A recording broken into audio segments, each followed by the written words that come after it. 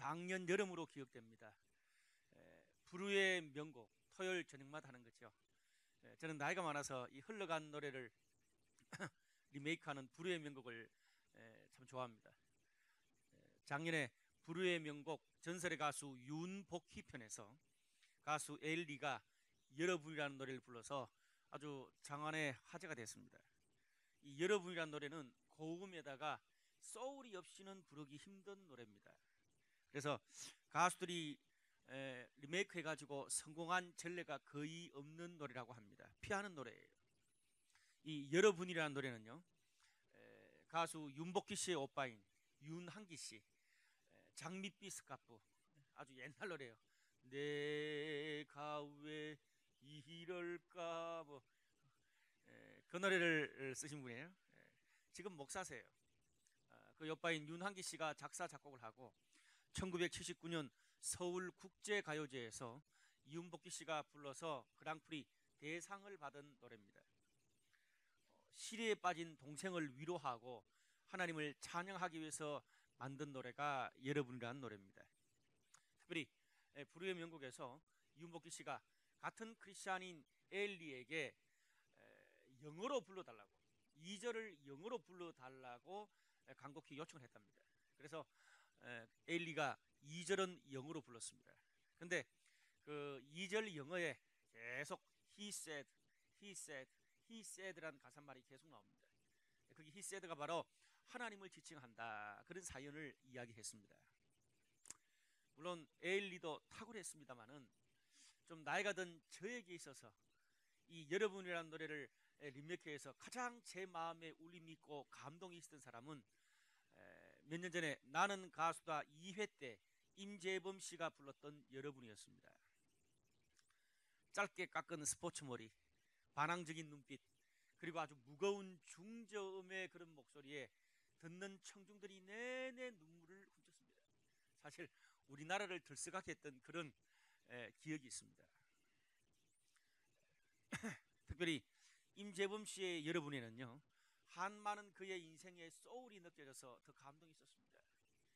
우리 손지창 씨와 이 묘한 그 사인 있잖아요. 아마 세간에 소개가 되어서 더 사람들의 마음을 아프게 했는데 참 소울이 있는 노래를 불렀어요. 이 소울이라는 단어는 영혼이 깃든 그런 뜻입니다. 근데 여러분, 노래만 잘한다고 감동을 주고 사람에게 눈물을 흐르게 하는 게 아닙니다. 소울이 있어야 사람의 마음을 움직이는 거예요. 근데 이 소울이라는 게, 특별히 예술을 하는 사람들은 이 소울 때문에 스트레스를 많이 받아요. 그렇죠, 대근? 황대근? 네, 소울. 최근에 소울이 좀 생긴 것 같아요. 네, 좋아요. 이 혹독한 고통과 아픔을 통과하면서 그것을 자기만의 예술혼으로 성화시킬 때 소울이 생긴다. 소울이 있는 노래, 소울이 있는 연주를 한다고 이야기를 합니다. 특히 흑인 연가 같은 거를 들어보면 노예로서 수백 년 동안 고통받고 짓밟힌 그들의 영혼이 거기 묻어나잖아요. 그래서 참 기쁜 노래인데도 왠지 모르게 슬픈 무언가가 있습니다. 소울이 묻어나는 거죠. 노래뿐 아닙니다. 친구도 그냥 자주 만나서 커피 한잔 하는 그런 친구, 일반 친구와 달리 정말 영혼의 친구, 소울메이트라 그럽니다. 내 인생에서 그런 소울메이트 한 2명 정도만 평생 둔다면 그 인생은 행복하다, 그렇게 이야기를 합니다. 저는 소울메이트가 한 몇 명 있어요. 그래 참 행복해요. 여러분, 음악만 이야기가 아닙니다. 우리 인생과 신앙도 마찬가지입니다. 지금 내가 겪고 내가 통과하고 있는 이 고민이 내 인생의 상처와 고통으로만 남는 게 아니라 내 인생과 신앙의 소울로 성화될 수 있다면 그것만큼 큰 축복이 없는 거죠. 나의 그 소울이 되었던 그 고민, 고통의 경험들이 나를 만나는 수많은 사람들에게 흘러가고 울림이 되는 거예요. 그것을 기독교적인 용어로 사명이다, 그렇게 말합니다. 저는 이 자리에 있는 모든 사람들이 우리의 인생과 고통이 단순히 상처로만 끝나는 게 아니라 우리의 소울이 되고 하나님의 사명이 되어서 수많은 사람들에게 울림이 되는 그런 삶 살게 되기를 주님의 이름으로 축복합니다. 오늘 본문을 통해서 정말 젊은 시절 여러분들과 동년배를 살았던 그 다윗의 소울이 어떻게 형성되는지를 함께 배워볼까 합니다. 오늘 본문 말씀은 다윗이요 사울 왕의 추격을 피해서 도망가다가 겪었던 이야기를 성경에 잘 기록하고 있습니다. 21장 10절 말씀 보니까 이런 말씀이 있네요. 그날에 다윗이 사울을 두려워하여 일어나 도망하여 가드 왕 아기스에게로 가니. 짧은 한 구절이에요. 근데 이 구절 안에는 굉장히 많은 것을 포함하고 있습니다. 다윗이 도망간 가드라는 도시는 블레셋의 도시 중에 하나입니다. 이 블레셋이라는 나라는요 5개의 도시 국가가 연합해서 한 나라를 만든 나라가 블레셋입니다. 이 블레셋한테 늘 이스라엘 백성들은 고통을 많이 당했습니다. 요즘 이스라엘과 팔레스타인이 수백 년, 수천 년 동안 계속 서로 전쟁, 살인을 주고받잖아요. 당시 수천 년 전에 구약 시대의 이스라엘 백성들과 블레셋의 관계가 지금의 팔레스타인과 이스라엘 백성의 관계였습니다. 블레셋과 이스라엘 관계는요 정말 아주 수천 년 동안 살인과 전쟁의 스토리로 얼룩져 있습니다. 특별히 이 다윗은요 젊은 시절에 물맷돌을 던져가지고 이 골리앗을 쳐 죽였습니다. 근데 그 골리앗이 블레셋의 전설의 장수입니다. 우리나라로 치면 이순신이에요. 블레셋의 이순신이 바로 골리앗인데 그 골리앗을 다윗이 죽였어요. 그런데 그런 다윗이 원수의 나라 블레셋으로 도망갔다는 거예요. 이게 웬일입니까? 오늘 성경에 보니까 블레셋 신하들이 그 다윗이 어떤 일을 자신의 그 블레셋에 어떤 일을 했는지를 왕에게 고주할 미주할 다 고합니다. 이랬겠죠. 저 원수 언젠가 원수 갚으려고 생각했는데 잘 왔습니다. 죽여야 됩니다. 뭐 그런 식으로 이야기했겠죠. 근데 거꾸로 뒤집어 보면 다윗이 얼마나 총명한 사람입니까? 다윗이 블레셋으로 갔을 때 그런 일이 벌어질지를 몰랐겠어요? 다윗이라면 그거는 뭐 누구나도 다 알 수 있는 그런 일이잖아요. 그런데 다윗이 왜 블레셋으로 도망을 갔을까요? 그만큼 급했다는 거예요. 그만큼 쫓겼다는 거예요. 일단 원수의 나라로 들어가면 더 이상 사울 왕이 잡으러 오지는 못하잖아요. 그래서 너무 급하니까 일단 목숨은 건지고 봐야지요. 뭐 원수의 나라에서 어떻게 될지는 그 다음번에 생각해야 되는 거예요. 그만큼 쫓겼다는 것을 오늘 성경이 이야기해 주고 있습니다. 근데 이제 한 고비 넘어갔는데 어떻습니까? 블레셋에 다 가니까 이제 신하들 때문에 어떻게 그 두려움이 이제 막 엄습해오기 시작합니다. 옛날에 우리 전설의 장수를 죽인 사람이 왔다, 잡아 죽여야 된다, 오만 소리를 들었겠죠. 얼마나 고민이 됐든지 다윗이 꾀를 지어냅니다. 그래서 오늘 성경의 12절에서 15절까지 말씀을 보니까 갑자기 어떻게 침을 흘리면서 미친 채 하고 성문에서 막 어적거리면서 막 끌었어. 씻지도 안 하고 막 그렇게 한 며칠 아마 그렇게 했겠죠. 오죽했으면 왕이 그 소문을 듣고 저런 미친놈 죽여봤자 칼이 아깝다, 그냥 쫓아내라. 그래서 겨우 미친 채 해서 그 고비를 넘어갔어요. 여러분 짧게 그렇게 이야기하고 있지만 다윗의 입장에서 한번 생각해 보세요. 얼마나 그렇게 할 수밖에 없었던 자신의 모습이 비굴했을까요? 처절하죠. 살기 위해서. 다윗이 누굽니까? 블레셋의 전설의 장수를 죽인 이스라엘의 영웅입니다. 10대 후반에 그 일을 했어요. 그리고 20대에 외국에 나가서 대적들의 전쟁에서 하는 전쟁마다 승리를 거둔 사람입니다. 그뿐 아니에요. 하나님이 선지자를 통해서 다음번에 왕으로 기름 부음까지 다 받은 왕의 아들, 그 정도 되는 사람입니다. 그리고 그 이스라엘 왕의 사위까지 되었어요. 구약 성경 최고의 인물 중에 하나가 다윗입니다. 구약 성경 최고의 인물 3명, 모세, 다윗, 엘리야예요. 그 정도로 위대한 영웅인데 지금 그의 모습은 어떻습니까? 왕은 고사하고 이스라엘 땅도 아니에요. 이방 땅에 쫓겨가가지고 거기 숨어 있다가 목숨 부지하려고 지금 미친 척하고 완전 막 그냥 성문에서 막 손톱으로 끌고 별짓을 다 합니다. 얼마나 거짓하는 자기 자신이 한심스러웠겠어요. 근데 살려 그러면 어쩔 수 없는 거예요. 이방 땅이라 교회도 없어요. 예배 드릴 수 있는 그런 장소도 아니에요. 없잖아요. 신앙생활이라도 똑바로 했겠어요? 못했을 것 같아요. 살아있는 것 자체가 기적이에요. 오늘 다윗이 그렇게 처참한 인생으로 불과 10년도 안 돼가지고 최고의 자리에서 제일 낮은 자리로 떨어져 있는 것을 성경이 잘 리얼하게 보여주고 있습니다. 여러분, 우리도 그렇습니다. 잘 나갈 때도 있어요. 내가 원하는 점수를 얻을 때도 있고, 내가 원하는 그런 학교를 들어가고, 내가 원하는 그런 노래를 불러서 사람들에게 인정을 받을 때도 있어요. 그런데 나이가 이제 20살이 돼가고 25, 30살이 돼가고 있어요. 나이가 점점 들면 들수록 나보다 더 잘하고 나보다 더 짱짱한 사람들이 너무 많아. 나이가 들수록 더 내 자신이 작아져요. 먹고 살고 정말 내가 원하는 꿈은 다 성취 못하더라도 그냥 평균, 남들 사는 것만큼 평균치 정도 산다는 것도 여간 쉽지가 않습니다. 정말 내가 그래도 지방에서는, 과거에 내가 사는 동네에서는 그래도 내가 한 등수 했는데, 거기서는 노래를 제일 잘 불렀는데, 그 교회에서는 내가 회장도 했는데, 서울 와보니까 날라다녀 사람들이. 그런 느낌 없으세요? 그래서 수도권에 사는 것 자체가 스트레스 받고 정말 빡빡합니다.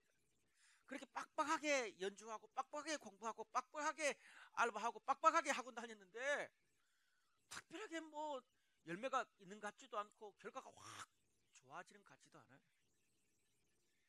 대학교 1학년 처음 입학할 때 내가 원하는 학교 가서 얼마나 기뻤어요. 근데 1년 지나고 2년 지나면 이제 내가 졸업하고 뭘 해야 될까 스트레스가 확 찹니다. 때때로 내가 원하는 꿈을 이루기 위해서 자존심도 버려야 될 때가 있고 눈치도 봐야 될 때가 있고, 내가 그래도 자존심 하나로 살았는데 어쩔 수 없이 그 분야에 좀 나보다 앞서간 사람한테 좀 빌면서 정보를 막 구차하게 얻어야 될 때도 있어요. 그러다가 내 영혼까지 탈탈 털려서 탈진하는 때가 한두 번이 아니에요. 서울에서 또 수도권에서 사는 사람들이 참 그런 게 많다고 생각해요. 여러분, 작년 말에 대한항공의 그 땅콩 회항 사건 때 이 조현아 부사장의 갑질에 깊은 상처를 받았던 박창진 사무장이 법정에서 이런 진술을 했더라고요. 참 이게 그가 법정에서 한 진술이 마음이 짱해요. 이렇습니다. 내용을 요약하면 조현아 씨와 또 그 그룹 전체 회장에게 진정성 있는 사과를 단 한 번도 들어본 적이 나는 없다. 사건 직후에 알려진 것과는 다르게 그 회사가 나를 간심 사병으로 분류했고 또 내부에서 따돌림도 당했다는 거예요. 그리고 제일 힘든 일정에 정신 못 차리도록 그냥 밀어넣은 거예요. 일할 권리와 자존감을 치욕스럽게 짓밟고 봉건 시대 노예처럼 나는 일방적인 희생만 강요를 당했다. 나 자신이야 조직의 뭐 단순한 그런 부품으로 언제든 소모하는 존재가 되겠지만 조 사장 그리고 그 일가는 그 자리에 계속 있을 거 아니냐. 근데 하나 기억해 줬으면 좋겠다. 19년 동안 내가 이 회사를 얼마나 사랑했는지 내 자신과 또 우리 동료들의 그 마음을 좀 헤아려 줬으면 좋겠다. 그러면서 눈물을 흘렸대요. 저는 이 고백을 신문에서 읽으면서 그 의뢰 고백이 왠지 모르게 그렇게 씁쓸하게 다가오더라고요. 오늘 이 시대 수많은 그런 젊은이들의 고백처럼 들려와서 마음이 짱했습니다. 여러분, 우리도 그렇습니다. 학교에서, 직장에서, 가정에서 이런 일을 겪을 때가 간혹 있습니다. 뭐 이런 일은 좀 특별한 일이고 알려져서 그렇지, 알려지지 않은 우리 일상에서 겪는 이 경쟁사회 속에서 겪는 우리의 어떤 막 생활 어려움, 그리고 우리 인생을 사는데 어려움, 그러면서 신앙을 지켜내는데 어려움이 우리들 주변에 얼마나 많나요? 제가 과거에 지도했던 청년 중에 여자 청년입니다. 한 명이 큰 병원에 이 그 중환자실 간호사로 근무를 합니다. 뭐 여러분보다도 이제 뭐 나이가 한 5살에서 한 7살 뭐 정도 많습니다. 2교대 근무예요. 중환자실은 2교대로 근무를 해야 돼요. 그러다 보니까 늘 이렇게 사람이 뭐 살고 죽고 실려가는 그런 아주 초긴장 상태 속에서 근무를 해야 된다는 거예요. 그렇게 근무를 하고 집에 딱 들어오면 그 자매 말이 그래요. 목사님, 세수할 힘도 없다는 거예요. 세수할 힘도 없대요. 그렇게 대학 졸업하고부터 지금까지 힘들게 살았대요. 처음에 그 큰 병원에 탁 들어갔을 때 막 정말 집안에서 그냥 동네 잔치할 뻔했대요. 근데 그것도 딱 3달 지나고 나니까 너무 힘든 거예요. 주변의 사람들은 너 정말 성공했다, 원하는 병원에 가서 좋겠다 그렇게 이야기하는데 정작 본인은 거기서 버텨내는 것도 너무 힘든 거예요. 우리 주영자매 아마 그 동네에서는 우리 서울에 이 학교 왔다고 아마 거의 뭐 난리 났을 거예요. 근데 그렇게 또 여기 와서 살고 또 이렇게 막 빡빡한 공부에 이렇게 지내가려 그러니까 이게 쉬운 게 아니에요. 그 자매도 그렇다는 거죠. 그러다 보니까 교회에서 흔한 훈련이나 모임, 수련회, 선교까지 뭐 여기 있는 통독 세미나 이런 거를 처음부터 끝까지 참여해 본 적이 없어요. 왜? 2교대가 되니까. 교회 봉사는 뭐 생각도 못 했고요. 대학부 다닐 때 조금 해본 게 다래요. 그러다 보니까 늘 신앙생활 그러면 자신이 없는 거예요. 그리고 하나님한테 늘 부끄럽고 미안하기만 해. 교회만 터으면 늘 하나님 앞에 나는 막 이렇게 내 먹고 사는 것만 정신이 팔려가지고 교회만 오면 늘 하나님 앞에 미안하고 회개 기도만 드리는 거예요. 그래서 마음속에 그런 생각도 많이 했대요. 아, 내가 이 2교대에 근무하는 이 큰 병원을 그만두고 그냥 아침 저녁 출근하는 주말에 쉬는 그런 좀 작은 병원으로 내가 옮겨야 되나? 내가 이것을 포기 못하고 돈을 포기 못하고 직장을 포기 못하는 건가? 숱하게 고민을 했다는 거예요. 목사님 어떻게 하면 좋겠어요? 그래요. 여러분은 어떻게 생각하세요? 신앙생활 잘 할 수 있는 그런 환경으로 직장을 큰 병원 때려쳐야 됩니까? 작은 병원 가가지고 다니면서 교회 와서 라이트 모임하고 훈련 잘 받으면 내 삶의 모든 일이 잘 풀릴까요? 1년 동안 성경 파고 1년 동안 단기 선교 갔다 오면 하나님께서 신앙생활 잘 할 수 있는 그런 환경의 직장으로 힘든 일 하지 않고 짜증나지 않는 비굴하게 살지 않아도 되는 그런 직장으로 하나님이 쉴만한 물가 푸른 초장으로 인도하실까요? 만약에 그렇게 된다면 누구나 다 그렇게 할 거예요. 근데 우리의 삶이란 게 그렇지 않습니다.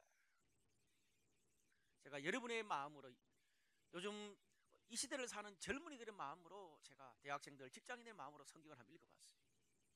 그러면서 다른 목사님들, 다른 교수님들은 어떻게 이 본문을 해석하냐 한번 참고해봤어요. 근데 대부분 거의 한 7, 80%가 이렇게 해석을 하더라고요. 크리스천들이 약속의 땅에서 살다가 갈등을 겪게 되면 하나님이 없는 이방 땅 블레셋으로 너무나 쉽게 달려간다. 먹고 사는데 눈이 팔려서 비굴하게 살다가 신앙도 사명도 다 잃어버리고 탕자처럼 완전 모든 걸 다 잃어버리고 초췌하게 되면 그때 되어서야 하나님께로 돌아온다. 그렇게 해석을 해요. 물론 성경에 그렇게 해석해야 되는 구절들이 있긴 합니다. 그런데 저는 오늘 이 본문을 그렇게 해석하고 싶지 않아요. 오늘 제가 보는 이 본문의 포인트는 그게 아니에요. 왜? 다윗이 돈과 자신의 성공을 쫓기 위해서 블레셋으로 간 게 아니에요. 떼돈 벌라고 간 게 아니에요. 어떻게 해요? 그쪽으로 넘어갈 수밖에 없는 너무나도 급한 상황이에요. 경상남북도 정도 되는 그 정도 크기가 이스라엘 땅이거든요. 거기서요 완전 왕과 정부 전체 조직들이 다 다윗을 쫓으러 다니는데 나이 30도 안 된 젊은이가 어떻게 피하겠어요? 몇 년 피해보니까 도저히 못 살겠거든. 그래서 망명을 한 거예요. 충분히 이해할 수 있잖아요. 그걸 가지고 성공을 위해서 이방 땅으로 갔다고 이야기하는 것은 저는 좀 너무 과한, 너무 목사님적인 생각이다. 그런 생각이 들어요. 다윗 입장에서 볼 때 목숨을 부지하기 위해서 어쩔 수 없는 긴급한 상황이라는 거예요. 오늘 본문은 그런 긴급한 상황 속에서 우리가 어떻게 하나님의 뜻을 찾고 하나님의 메시지를 내 인생에서 들을 수 있는가. 오늘 본문의 포인트는 그것입니다. 아까 그 자매처럼 내가 2교대 근무하면서 중환자실 간호사로 지내면서, 아니면 내가 학교 다니면서 빡빡한 공부하는 중에 아르바이트하고 고시 준비하고, 또 간혹 어떤 친구들은 아버지가 병까지 걸려가지고 낮에는 수업 듣고 저녁에는 어떻게 해요? 아르바이트 잠깐 갔다가 또 어머니하고 교대해줘서 새벽까지 아버지 병간호하고, 그런 가운데도 나의 신앙과 사명을 어떻게 지켜낼 수 있을 것인가? 다윗처럼 처절한 상황 가운데도 우리가 어떻게 흔들림 없이 내 신앙을 꾸역꾸역 참아내면서 하나님의 뜻을 발견할 수 있을 건가? 오늘 본문 말씀은 그것을 우리들에게 가르쳐주고 있습니다. 오늘 이방 땅 블레셋에서 비굴하게 살고 있는 다윗의 모습은 혹독한 세상에 살면서 경쟁에 살아남기 위해서 원치 않는 일도 해야 되고 비굴하고 양심까지 상하는 일까지 할 수밖에 없는 21세기 그리스도인들을 향한 성경의 위로고 격려고 레슨입니다. 그게 바로 오늘 본문의 이야기예요. 여러분, 다윗이 어떤 사람이에요? 구약 성경 최고의 인물이 다윗 아니에요? 다윗도 이렇게 혹독하게 살다 보니까 비굴하게 살 때가 있다면 어떻게 해요? 여러분, 신앙의 영웅이면 그런 것도 다 뚫고 지나가고 할렐루야 하나님의 기적과 능력으로 그렇게 사는 게 아니라는 걸 보여주잖아요. 우리가 학생으로 직장으로 이 세상을 살아갈 때 어려울 때 뭐예요? 하나님도 성경도 우리의 아픔을 이해한다는 거예요. 그럴 때 너희가 어떻게 하면 좋겠냐? 하나님이 오늘 다윗의 모습을 통해서 우리를 위로하고 계세요. 오늘 이 상황에서 다윗이 쓴 시편이 있어요. 글이 있어요. 시편 56편이에요. 시편 56편을 읽으면 이렇게 부제가 달려 있어요. 다윗이 가드에서 블레셋인에게 잡힌 때에, 딱 이 상황에서 다윗이 자신의 마음을 시로 쓴 거예요. 시로. 그것의 핵심적인 구절을 좀 제가 요약하면 이렇습니다. 하나님이여, 내게 은혜를 베푸소서. 사람이 나를 삼키려고 종일 치며 압제하나이다. 내가 두려워하는 날에는 내가 주를 의지하리이다.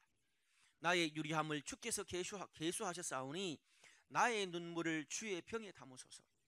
내가 아뢰는 날에 내 원수들이 물러가리니 이것으로 하나님이 내 편이심을 내가 아나이다.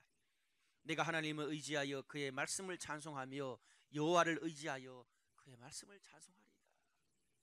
시편 56편 내내 이런 구절들이 나와요. 요약하면 이렇습니다. 유리아는 돌아다니면서 떠돌아다니는 자신의 신세가 너무 힘들고 한심스러워서 자신이 흘리는 눈물을 병에 담을 수 있을 정도라는 거예요. 그만큼 많이 울었다는 거예요. 너무 긴박하고 힘든 상황 속에 얼마나 힘들었던지 도와줄 사람이 없어. 현상수배자야. 그래서 내가 하나님을 의지하여 라는 말이 무려 이 성경에 성경 한 장에 6번이 나옵니다. 여러분, 성경에서는 제가 항상 말했잖아요. 성경에서는요, 이 3번 이상이 최상급이에요. 굿, 배틀, 베스트처럼. 성경은 3번 강조하면 최고라는 거예요. 그런데 무려 6번씩이나 하나님을 의지하여라는 말을 하고 있어요. 무슨 말이에요? 최상급 정도가 아니라 어떻게 해요? 이건 막 죽을 힘을 다해 지푸라기 잡는 심정으로, 하나님! 나 이제 더 못 참겠어요. 하나님이 안 도와주시면 나 죽어요. 도와주세요. 하나님 의지하여. 이 말이에요. 이 말이에요. 짱하죠. 사실 오늘 다윗이 여기에서 그 와중에 내가 기도했다 그러는데, 찬양했다 그러는데 그게 기도겠어요? 울부짖음이에요. 울부짖음. 그냥 울부짖는 기도를 했다는 거예요. 그 와중에 울부짖으면서 기도하고, 한탄하다가 기도하고, 욕하다가 찬양하고, 지금 그러고 있는 거예요. 저도 감사한 거는 그런 중에 말씀을 의지하고 하나님을 잊지 않았어요. 오늘 그러면서 이 시편 56편에 뭐라 그럽니까? 그것을 통해서 원수들 속에 둘러싸여서도 내가 하나님이 내 편이심을 확신하고 두려움에서 벗어날 수 있다는 거예요. 환경은 달라진 거 없어요. 환경은 달라진 거 없어. 여전히 혹독하고 하나님 도와주세요 미치고 환장하고 벌떡 뛰어. 근데 내가 그 가운데 뭐 한탄인지 욕인지 막 부르짖음인지 기도인지 찬양인지 뭐를 하나님을 의지하는 가운데서 하나님의 위로를 받아서 두려움에서 벗어날 수 있다는 거예요. 감사하죠. 여러분, 오늘 다윗이 처한 상황이 우리처럼 편하게 예배드리고 셀 모임하고 훈련받을 수 있는 그런 일반적인 상황이 아니에요. 쫓기고 있는 거예요. 도망자예요. 도망자.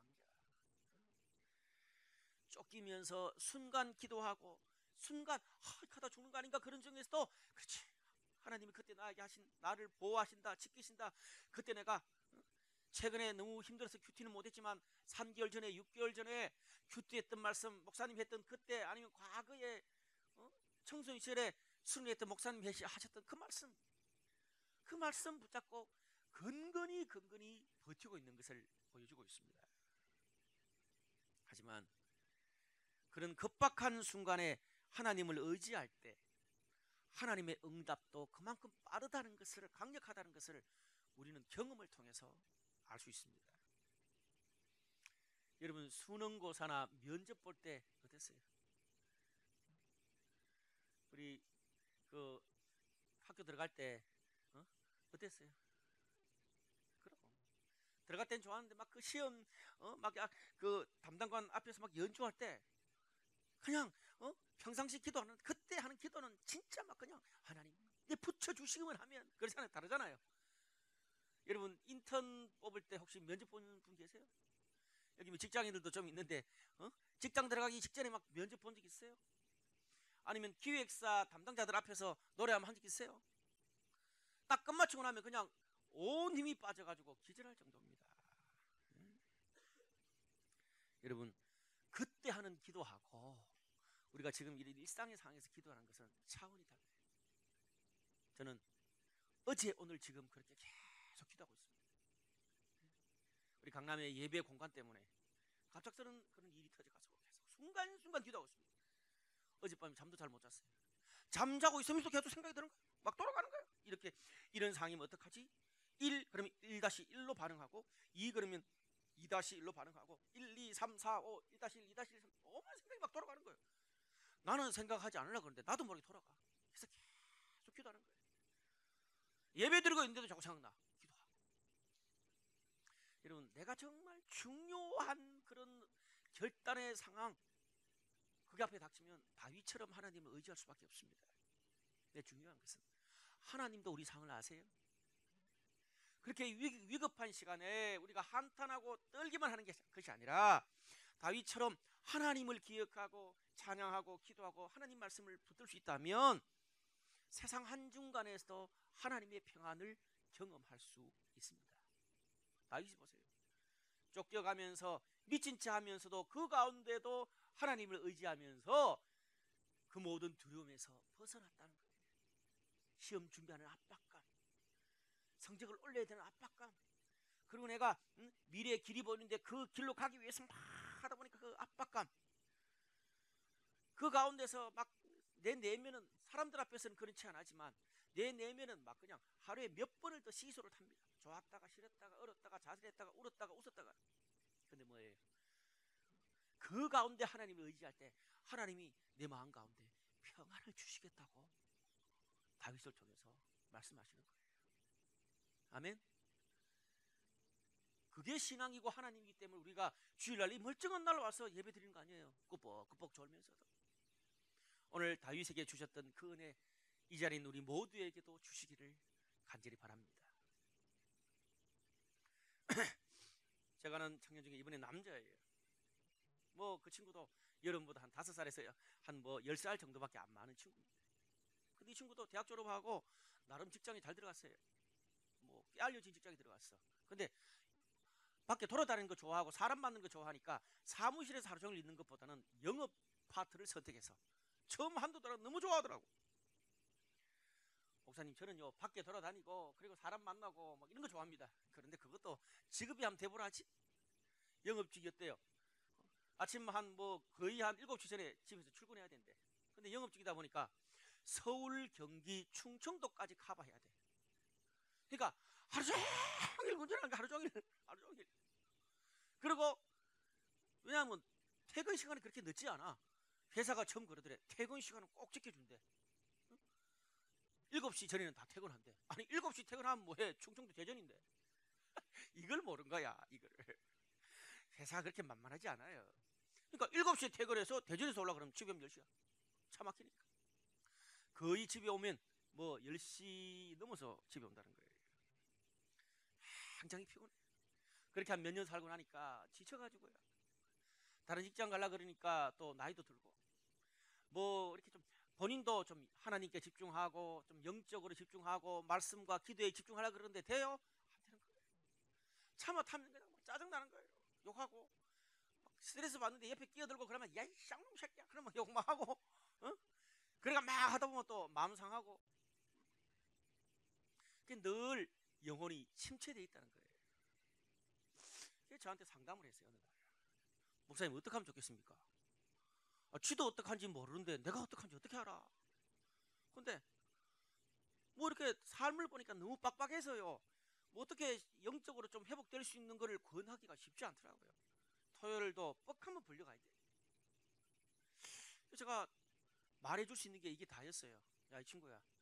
네가 그 가운데서도 빡빡한 스케줄 가운데서 하나님을 의지할 수 있는 게 너무 제한적인데 그냥 차 타고 다니면서 그냥 찬양 테이프 좀 틀어놓고 그것도 안 되면 좀 더 이렇게 좀 더 하나님께 나가고 싶다 그러면 성경 테이프 한번 틀어놓고 지내봐라. 뭐 기독하면 너무 거창하고 네 마음에 막 욕 나오고 짜증 나고 힘들고 막 비참하다고 느껴지면 그때 그냥 욕해라 한탄해라. 그것도 기도다 하나님 앞에. 다윗 봐라. 그의 한탄과 심지어 욕하는 것조차도 하나님께서 다 들어주지 않았냐. 그렇게 해봐라. 너무 뭐 뻔한 이야기잖아요 목사라서. 그냥 어른들한테 아저씨 아줌마들한테 하는 이야기라. 그러고 난 다음에 몇 개월이 지났어요. 근데 우연히 또 그 친구를 만났어. 그래서 같이 커피 한잔 하면서 야 요즘 어떠냐. 근데 이 친구가 눈빛이 달라지면서 이렇게 말하는 거예요. 처음에 목사님이 그 얘기할 때 역시 목사님이다. 뭔가 좀 뭐 머리 노랗게 좀 다를 줄 알았는데 똑같구나 싶었대요. 뻔한 소리다 그렇게 생각하고 그냥 흘러들었대요. 그런데 몇 달이 지나고 나니까 계속 영적으로 침체가 오니까 힘들어 죽겠더래. 그래서 어떻게 아이고 뭐 밑져봤자 본들인데 그냥 목사님이 하는 소리 한번 쏙니샘 치고 한번 그래 해보자. 뭐 트는 그런 게 없잖아요. 그래서 그냥 찬양 테이프 틀어놓고 다녔대.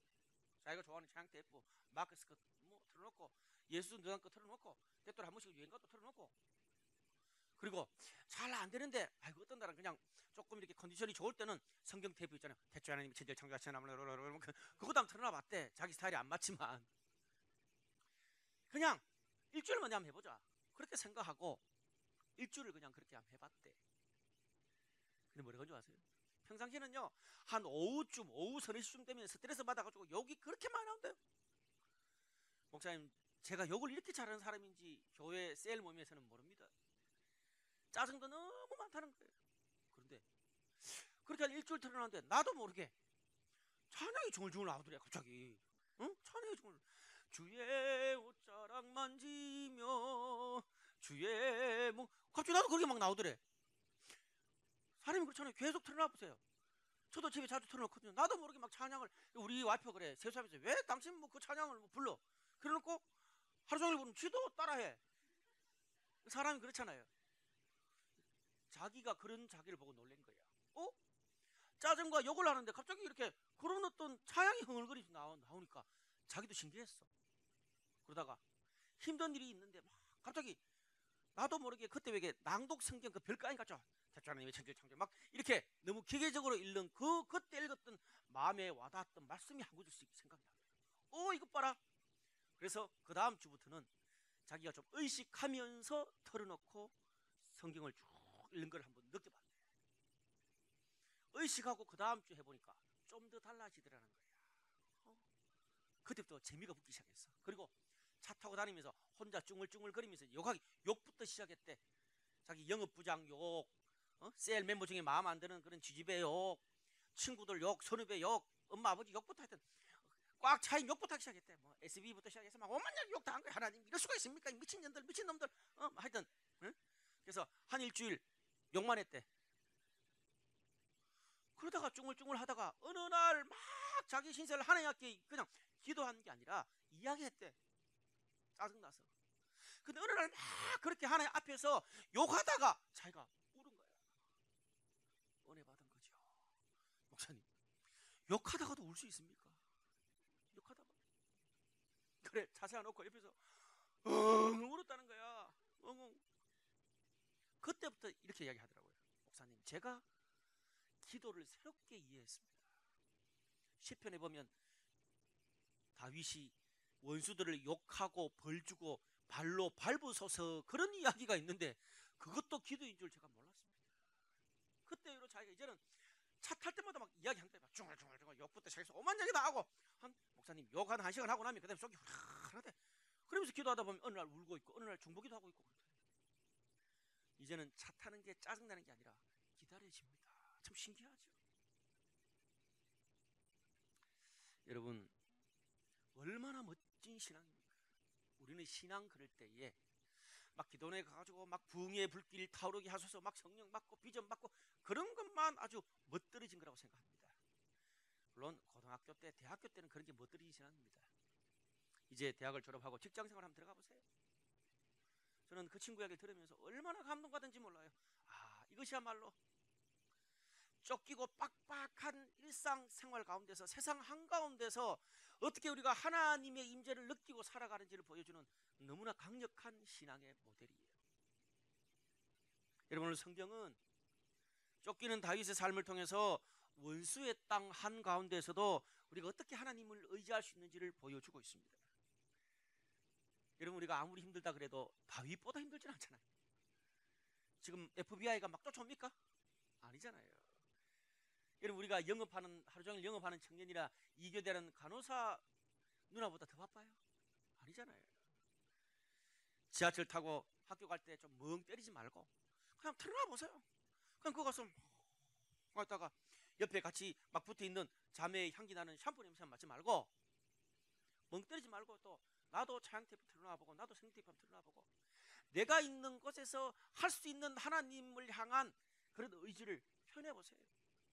시간이 없는 게 아니에요. 관심과 열정이 없는 것이지. 사랑하면 하게 돼 있어요. 목사님 사랑 안 하나 봐요. 사랑할 수 있도록 그런 마음을 달라 그랬어요. 하나님, 나에게 하나님을 사랑할 수 있는 마음 주십시오. 아무리 힘들어도 연애는 하잖아요. 안 그래? 오늘 그런 하나님을 향한 열정을 회복하는 저와 여러분들이 모두가 되시기를 바랍니다. 두 번째로 다윗이 블레셋 땅을 떠나서 다시 도망을 갔어요. 다시 도망간 곳이 아둘람 동굴이라는 곳입니다. 이 아둘람 동굴은요, 이스라엘과 블레셋 국경에 그 어느 지역에도 속하지 않은 제3지대예요. 비무장지대란 말이에요. 여러분, 그 비무장지대 그런 한적한 곳에 그게 무슨 학교가 있어요. 그리고 놀거리, 볼거리가 있어요. 먹을거리도 없고 적막합니다. 그냥 거기는요, 그냥 시간 때우고 있는 것도 좋은 거예요. 다윗의 삶에 이런 추락이 없어요. 여러분, 그런 곳에서 몇 년 동안 산다고 해보세요. 군대에서 말도 박을 수 있겠어요? 뭐 그 정도 자유인데도 어떻게 하든지 제대하려고 그러는데, 그런데 계속 있어보세요. 강원도 양구 거기 아무도 없는 데서 그냥 거기에 주님이 계시니 나는 그곳에서 영원히 있을지로다, 뭐 그렇게 할 수 있겠어요? 미치죠. 뺑 돌아요. 그런데 놀라운 것은 거기에 하나님의 역사가 일어났습니다. 오늘 22장 1절 2절 말씀 보니까 이런 말씀이 있어요. 그러므로 다윗이 그곳을 떠나 아둘람 굴로 도망하며 그의 형제와 아버지의 온 집이 듣고 그리로 내려가서 그에게 이르렀고 환난당한 모든 자와 빚진 모든 자와 마음이 원통한 자가 다 그에게로 모였고 그는 그들의 우두머리가 되었는데 그와 함께한 자가 400명 가량이었더라. 무슨 말이에요? 어떻게 들었는지 그 비무장지대 그 한적한 곳에 가족들이 다윗에게로 왔어요. 더 나아가서 자기와 처지가 비슷한 사람, 마음 상한 자, 원통한 자, 쫓기는 자, 정말 비천하게 사는 그런 모든 사람들이 그렇게 모여서 400명이 그에게 몰려들게 됐어요. 근데 여러분 생각해 보세요. 지금 다윗도 솔직히 쫓기고 있잖아요. 사람이 많으면 더 알려지기 때문에 피해 다닐 데가 없어요. 그 경상북도만은 조만한데. 그리고 지금 모여든 사람이 다윗에게 좀 힘이 될 수 있는 그런 힘 있는 사람도 아니고 소외된 자, 뭐 인생의 낙오자들 뿐이에요. 다윗과 레벨이 안 맞아요. 상종할 수 있는 그런 수준이 아니란 말이에요. 네? 근데 다윗은 도움도 안 되고 상종할 만한 사람들도 아니지만 자기가 있는 현장에서 하나님이 붙여주신 그들과 진정한 공동체를 만들기 시작했고 그들의 리더가 되는 것을 기꺼이 자청했다는 말이에요. 놀란 게 뭔지 아세요? 그 아돌람 동굴에서 모였던 자기랑 비슷한 처지에 있는 사람들이 나중에 10년, 20년 지나서 다윗이 왕이 되는데 개국 공신들이 됐어요. 놀랍잖아요. 네. 뭐 대하드라마 꼭 그런 거예요. 대하드라마. 사람이요, 내가 왕이 되고 내가 멋진 사람이 되고 백만장자가 되고 그렇잖아요. MBA 뭐 졸업하고 이러면 뭔가 다른 사람에게 줄 게 있으면 다른 사람이 자꾸 줄 서요. 왜? 떨어질 콩고물이 있으니까. 도움이 되니까요. 여러분 그걸 보고 사람들이 나를 찾는다고 착각하면 안 돼. 내가 무명이고 별 볼 일 없을 때 나와 끝까지 함께했고 나에게 찾아오는 그 사람이 진짜 친구라, 소울메이트라. 여러분 저도 6년 전에 여기 처음 왔을 때 뭐 서울 아는 사람도 없었고 별로 알려지지도 않았어요. 우리 교회가. 지금은 이제 다음 세대를 대표하는 교회로 많이 알려지고 있어요. 인터뷰도 들어오고 찾으러 오는 목회자들도 그 성도들도 있고 여러 다양한 분들이 와. 저는 그러나 오늘 아침에도 그랬어요. 과거에 교회에 진짜 아무것도 없을 때 그때 우리와 함께 했던 그 사람들이 귀한 거야. 지금 여러분이 너무 저에게는 귀해. 이 블라이트 처치의 아돌람 동굴의 시기를 함께 했던 사람들이 귀해. 여러분 좀 이렇게 뭐 이제 또 성경에 있는 이야기뿐 아니라 우리 역사적으로도 한번 이해해 봅시다. 현대 이 중국 인민주의 공화국을 세운 인물이 모택동입니다. 마오쩌둥. 이 모택동 마오쩌둥은요 정말 포악한 독재자고 사생활도 문란했고 정적들을 무참히 수만 명 죽인 그런 사람입니다. 살인자예요.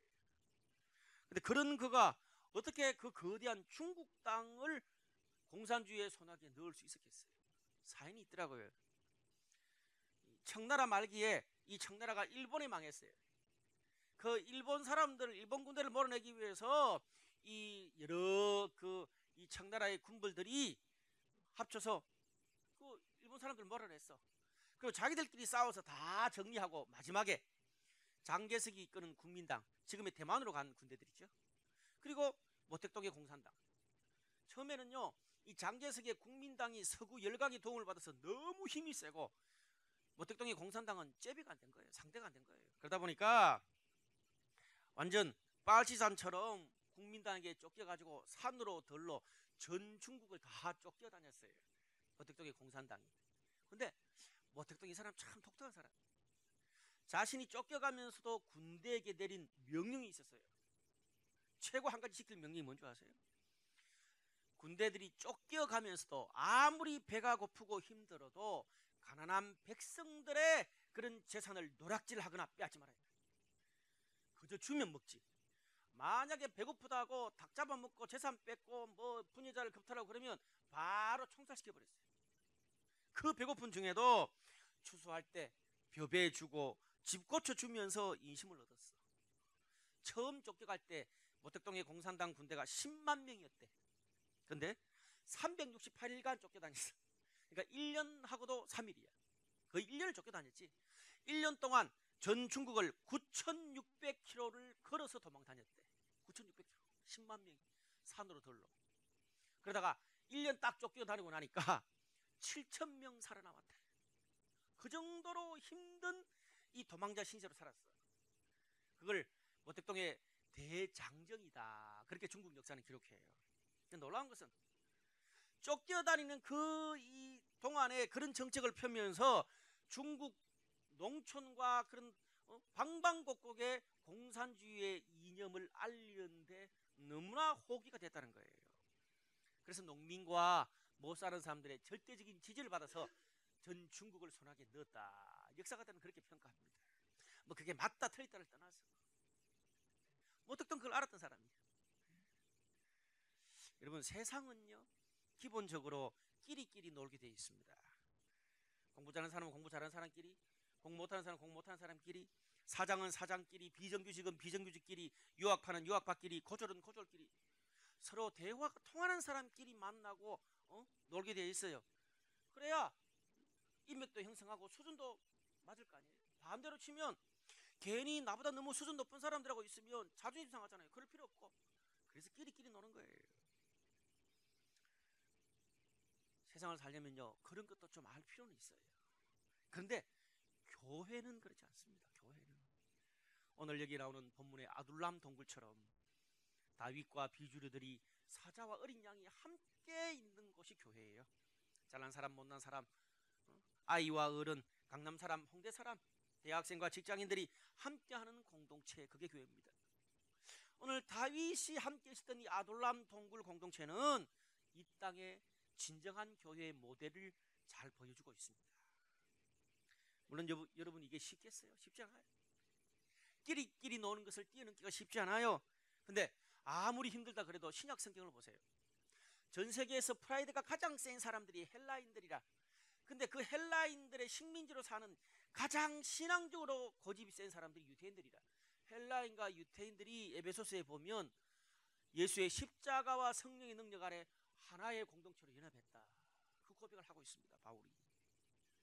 여러분, 십자가의 능력과 성령의 능력이 성도들의 모임과 교회 안에 있기 때문에 우리는 그런 모든 계층의 문제, 끼리끼리의 문제를 뛰어넘어서 하나의 공동체가 될 수 있습니다. 사자와 어린 양. 적어도 세상 한 곳에서만은, 어떤 한 곳에서만은 학벌과 돈과 힘의 논리가 아닌 사랑의 공동체가 있어야 되지 않겠습니까? 그것이 이 땅에 교회를 세우시기 원하는 하나님의 뜻입니다. 저희 교회 안에도 끼리끼리 모임들이 많습니다. 그러나 감사한 것은 여러 다양한 부류들이 여기 섞여 있어요. 청년부 가보면 더 막 다양한 사람들이, 제가 전에 그런 말 했잖아요. 셀과 셀의 차이가 어지간한 교회 차이라. 그런데도 처음 저는 홍대 왔을 때 그게 불가능할 거라고 생각했어. 지금은요 그러려니 해. 지난번에 셀을 엎었어. 청년부에서 난리가 났어. 교회 안 나온다 그러고 별지랄을 다 하더라고. 그래 뭐예요? 나 떴어. 그래 어떻게 또 그렇게 적응하더라고. 대학부도 이제 곧 셀을 또 이제 이번에 이제 그 저희 교회 원칙이 뭐냐면 교회를 분리 개척할 때 전체가 셀을 한번 다 바꿔요. 여러분보다 더 특별하고 이 끼리끼리가 많은 청년부도 그냥 티격태격하면서 하고 있는데 여러분도 셀이 이제 개편되고 그렇더라도 욕은 하더라도 교회는 떠나지 말고 잘 나오시기를 주님의 이름으로 축복합니다. 에? 상황이 알겠지? 예. 사람들은요 왕이 되어서 이스라엘을 멋지게 다스리는 다윗만 생각합니다. 그런데 오늘 성경을 통해서 하나님은 10년 동안 쫓기면서 도망자의 삶을 통해서 아둘람의 공동체를 만드는 그런 인격으로, 그런 삶으로 다윗을 준비시키고 계세요. 이게 포인트예요. 여러분, 흔히 우리는 높은 곳, 수준 있는 사람, 멋진 인맥, 좋은 공동체를 찾습니다. 위 안 보고 살아가는 그런 경향이 많습니다. 또 그것도 필요해요, 때때로. 하지만 하나님은 어떻습니까? 세상의 눈과 하나님의 눈은 다르세요. 오늘 하나님은 다윗을 통해서 지금 내가 발붙이고 있는 답답하고 스트레스 받으면서 살아가는 그 블레셋 같은 지금 이 땅, 나의 이 환경, 내가 지금 만나는 보잘것없지만 지금 내가 만나는 이 사람들이 중요하다는 거예요. 아둘람 동굴에서 만나는 이 사람들이 중요하다는 말이에요. 저는 오늘 우리 셀과 우리 교회 공동체가 아둘람굴 공동체가 되기를 주님의 이름으로 축복합니다. 말씀의 결론을 맺을게요. 우리 블라이 교회는 큰 건물과 반주를 좀 해주시면 좋겠습니다. 예. 브라이트 교회는 큰 건물과 많은 성도를 가진 교회는 아니에요. 근데 제가 감사한 게 뭔지 아세요? 내 마음에 꿈꾸는 교회가 점점 되어가고 있어서 너무 감사해요. 사실 뭐 몇 주 전에 우리 이세일 목사님도 설교하셨지만 외국에서나 가능한 그런 이야기들이 우리 브라이트 처치에서는 꿈 같은 이야기가 현실이 될 수 있어서 너무 감사해요. 여러분 영국 런던에 가면 런던 대학이 있습니다. 런던 유니버시티라 그래요. 근데 그 대학 참 독특해요. 런던 대학 안에 10여 개의 칼리지들이 모여가지고 연합체를 런던 대학이라고 그래요. 10여 개의 칼리지들이 모여서도 하나의 학교고 또 따로 떨어져서 칼리지도 또 하나의 독립적인 그런 학교예요.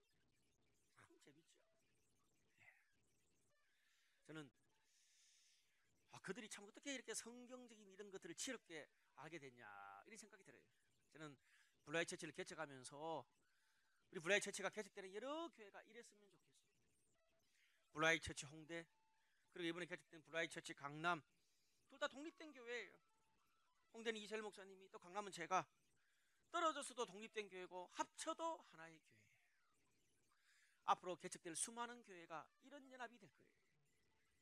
근데 여러분 떨어져도 하나의 교회고 합쳐도 하나의 교회 이게 구분화 가능하지 싶겠어요? 아니 그냥 위성교회로 그냥 막 위에서 다 조정하는 게 쉽지. 이게 가능하려면 사역자들끼리 먼저 그런 연합이 있어야 돼요. 한국에서는 참 쉽지 않아요. 근데 우리 교회는 우리 사역자들이 이런 멘탈이 되기 때문에 가능해요. 이유가 있어요. 지금 저희 교회에서 함께하는 이 사역자들이 돌아보니까 과거에 이들과 함께 블레셋을 통과하고 함께 아둘람 동굴을 통과했던 역전의 동지들이었어요. 이세일 목사님, 우리 김화정 전사님, 또 강남에 있는 이성준 전사님, 우리 서산혁 간사, 그리고 우리 강원유 간사 다 많게는 10년, 작게는 4년 이상씩 정말 하나의 비전을 위해서 한 공동체에서 정말 고생해 가면서 무명 시절을 함께 보냈던 사람들이라 공교롭게도 1년에 100일 이상 아니면 1년에 20일 이상을 밖에서 같이 보냈어. 미래의 꿈과 비전도 나눴지만 힘든 일도 이야기하고 신상탄도 하고 서로 욕도 하고 그렇게 지내왔어. 돌아보니까 하나님이 그때 함께했던 그 눈물 그 고통의 경험을 가지고 아둘람 동굴 공동체를 만들어서 이 비전까지 같이 오게 하신 거예요. 그렇기 때문에 지금 우리들 사이에서는 뭐 권력, 돈, 주도권, 오해 그 어떤 것도 우리의 연합과 비전을 깰 수는 없어요. 우리 교회 많이 찾아오는 그런 외부 사람들이 이것을 보지 못해 아쉬워요. 그냥 돌아가는 조명만 봤지 그 속에 있는 아둘람 동굴 공동체를 함께 보낸 함께 블레셋을 혹독하게 지냈던 그 역전의 동지라는 사실을 몰라요. 사랑하는 여러분, 고난은요 변장된 축복이에요. 혹시 지금 여러분이 고민하며 지나가고 있는 그런 여정이 블레셋을 지나고 있습니까? 아둘람 동굴을 지나고 있어요. 내가 저런 사람들하고 같이 놀 그런 수준이 아닌데 내가 이런 곳에 있어야 될 사람이 아닌데 혹시 그런 곳을 그런 사람들을 만나면서 지금 인생을 지나가고 있으세요? 결코 가볍게 생각하지 마세요. 무시하지 마세요. 여러분 우리가 다윗처럼 고난과 어려움을 통과하고 나면 거기에서 영적 소울이 생기고 사명이 생기는 거예요. 하나님은 지금 저와 여러분을 왕의 자녀로 레슨하고 계세요. 따라합시다. 나는 지금 왕의 레슨을 받고 있다. 그렇게 생각하세요. 여러분의 고민과 고통이 여러분의 소울이 될 거예요. 영적 소울이 될 거예요. 비전의 소울이 될 거예요. 오늘 여러분과 함께하는 지금 여러분 주위에 있는 사람과 공동체를 통해서 미래의 다윗 왕국을 건설하고 계세요. 오늘 그 하나님의 뜻과 사명을 붙잡는 우리 모두 되시기를 주님의 이름으로 축복합니다.